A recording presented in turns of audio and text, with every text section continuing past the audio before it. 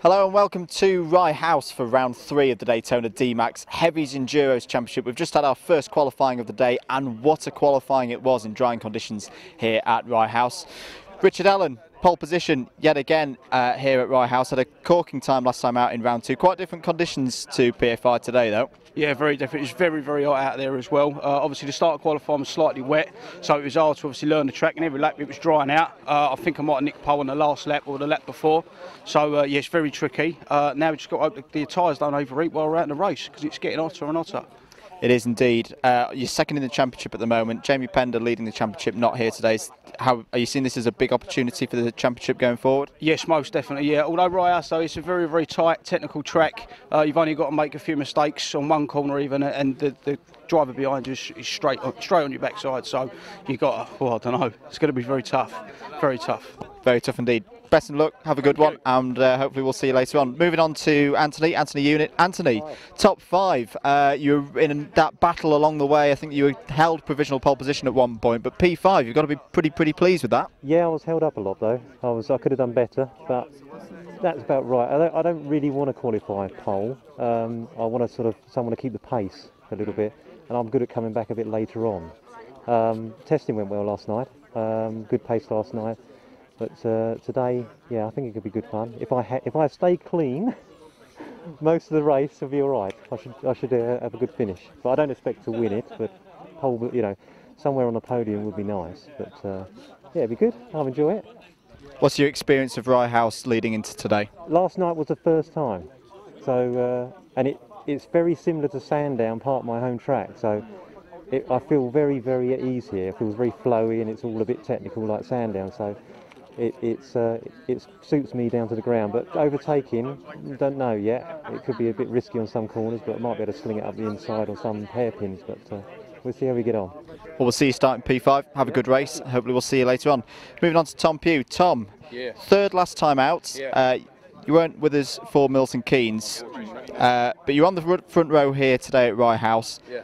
I reckon this is where we see your championship charge start to begin, isn't it? Hopefully, yeah. No, this is yeah, I enjoyed it out there. It was, yeah, I enjoyed it at the beginning more than the end, because it was slippery, and I felt I was pulling and catching and the rest of it, and then I was getting shown I was number 1, and then at the end there, Richard again, he's just turned up, rocked up, and he's just romping it, and as you say, with Jamie Pender not here, pretty much guarantee he's going to be where he's going to be at the end. But I want to work with him, see what we can do in the race. I think we're going to need to. A tight circuit like this, there's no point in just getting an empty gap and losing it, because people just regain. So sticking together is the best thing.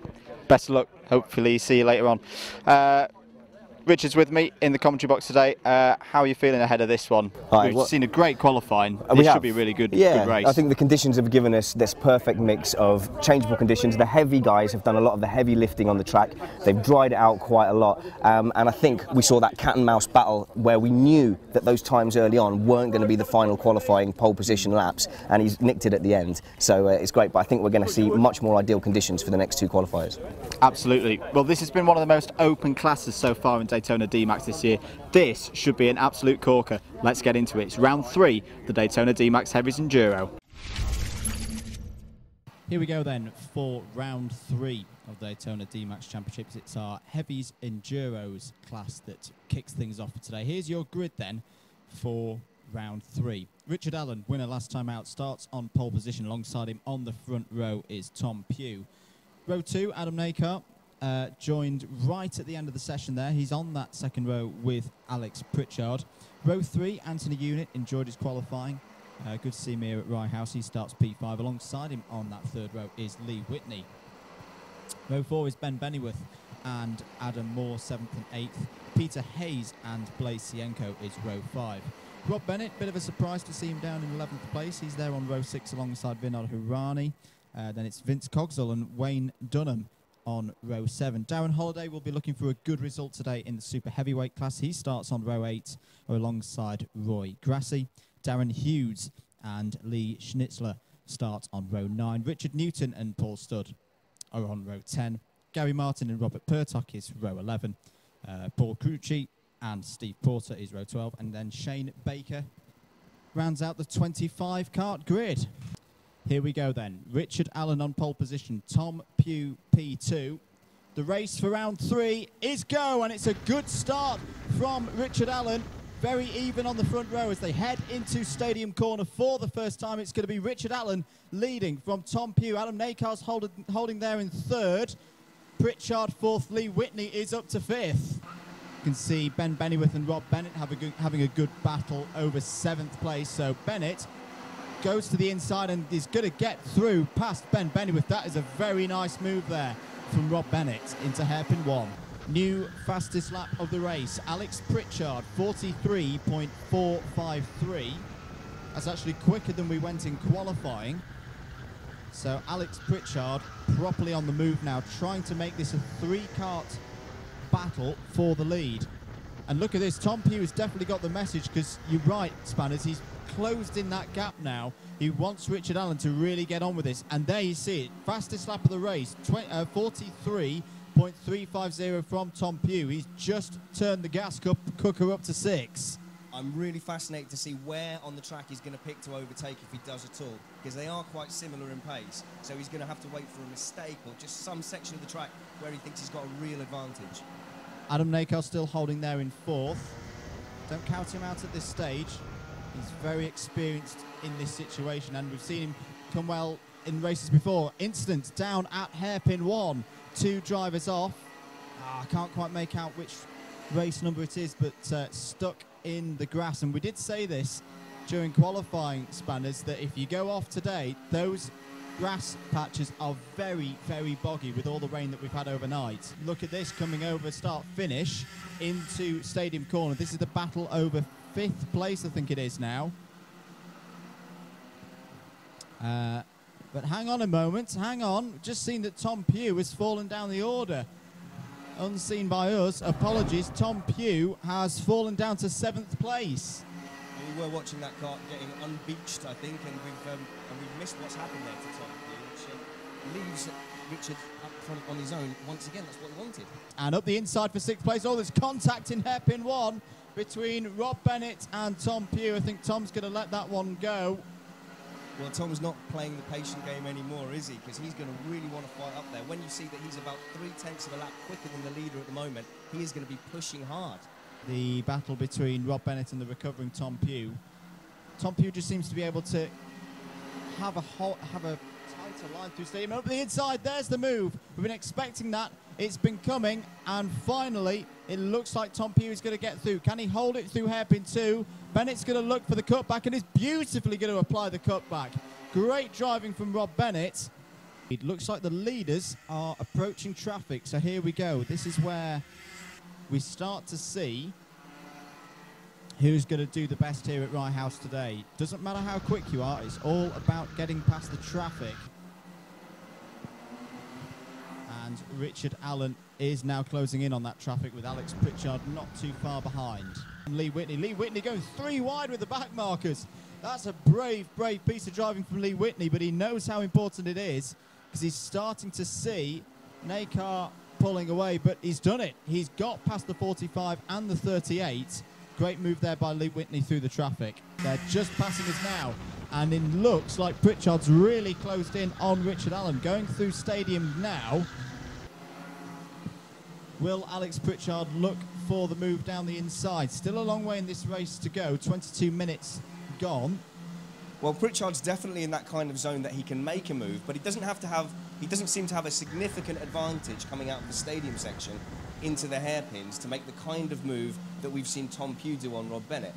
More traffic for the lead pair. Blue flags being waved.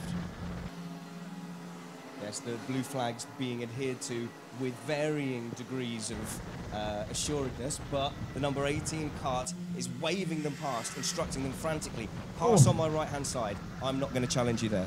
Yes, both leaders having to negotiate through the middle of 2 back markers, but that was very nicely done from Allen and Pritchard. Still this battle for 4th place going on. Lee Whitney, Anthony Unit. Oh, Unit's gone a little bit deep there, and there's a bit of traffic ahead of Lee Whitney as well. Lee Whitney's wide. He's trying to get up the inside. Oh, contact with, and through goes Unit. Unit goes through. He takes advantage of the back marker. Rob Bennett's now going to try and go round the outside into pylon. That's a brave manoeuvre, but he's done it.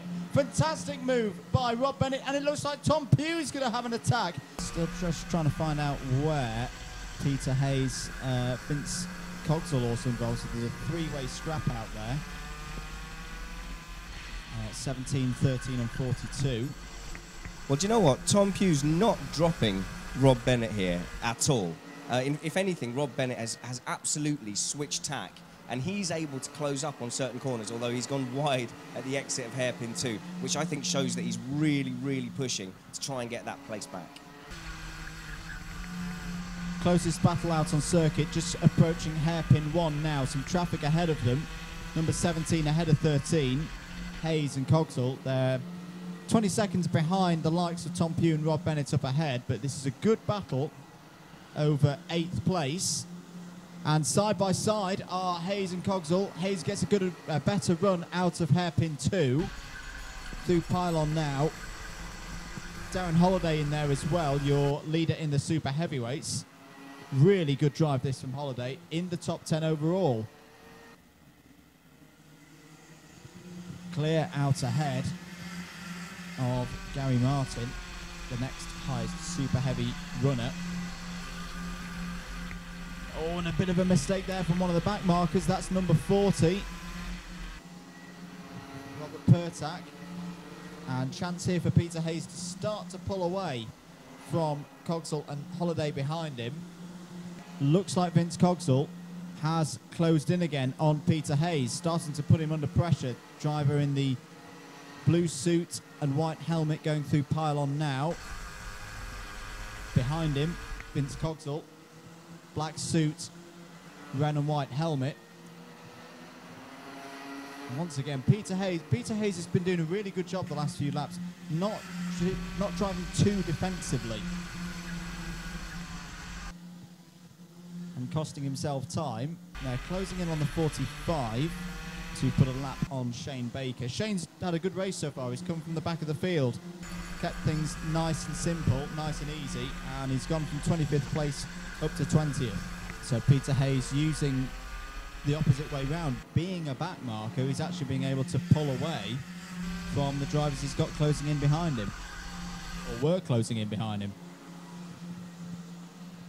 And I think the rain on the track is not an issue at all now. We're starting to feel the heat on the back of our necks. The only moisture is that developing and dripping down the back of my shirt. I think we're in for hot weather from here on in. Oh, it's definitely better than snow. Oh, problem in a change of the lead. Richard Allen on timing is back down to second place. He's had a slow lap of 50.550. I can't see him anywhere. What has happened to the lead? Well, the ex-leader. We'll see that confirmed next time around. But yes, I can see it out of the final corner. Alex Pritchard leads, now ahead of Richard Allen. And a shake of the head from Richard Allen. He's not happy. So this could be the opportunity for Richard Allen. Let's see what the lap time was last time around, a 42.99978. Oh my goodness me, Richard Allen has just put in a 42.753. He's really getting the hammer down now. This is just what Richard Allen needs, and there's traffic for the leader. Pritchard's got to get through past this traffic pretty quickly. He's having a little point to the head at Vince Cogswell. Don't think Pritchard's particularly happy. Yellow flag out at pylon corner, but this is costing him time. Alex Pritchard is losing time here in the traffic, and that will be good news for Richard Allen. Let's see what the lap times were last time around. 43.3 for Pritchard. Allen does a 43.1. Doesn't fully take advantage of that traffic. Pritchard is now through that traffic. The gap is 2.6. Richard Allen now through the traffic. He's past the number 47 of Lee Schnitzler as well. 5.5 minutes to go then. Alex Pritchard leads. Richard Allen in second place. After having an incident, he was comfortable, absolutely comfortable in the lead of this race. This is fantastic stuff from Alex Pritchard, a 42.824. I'm tempted to say it, but I don't want to commentate to curse him. Do it. I think he's got this. I think he's got this under control. He's got the pace, he's got the gap. to Richard Allen, although just as I say that, he's just come down by 0.4 of a second. That was as he was getting past Lee Whitney. My goodness me. Alex Pritchard has put a lap on Lee Whitney. Whitney will not be enjoying that experience. Alex Pritchard is 1.9 seconds clear of Richard Allen. He's just got to negotiate his way round this last lap. He's got a little bit of traffic ahead of him. Just take things nice and calm. Little point to the head there, as if to say to the back marker, what are you thinking? But I don't think it's going to matter. He's got past the back marker. This is going to be it.